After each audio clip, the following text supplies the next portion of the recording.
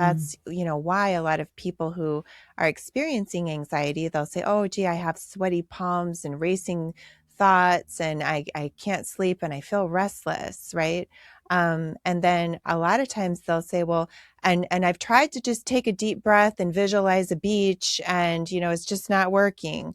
And I want them to understand that sometimes visualizing a beach and, going to your happy place, can be great. Like I love that book, Creative Visualization, by Shaki Gwain. It's one of the classics.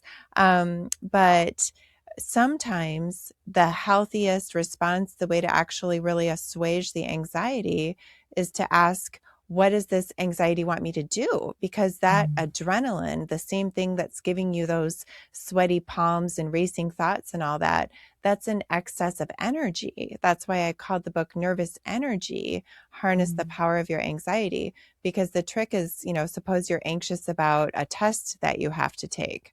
Visualizing a beach isn't really going to help you. But if No.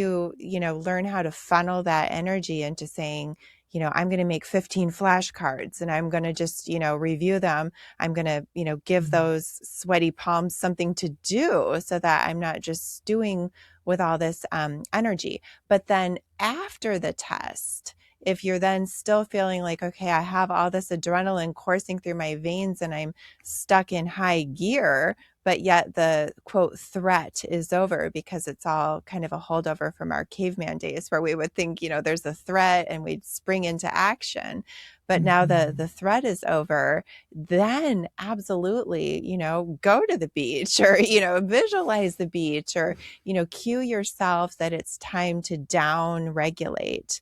But mhm. I just think a lot of people get in a knee jerk response with anxiety to think that it's something to be gotten rid of or it's always something to downregulate instead of recognizing sometimes it's actually a gift.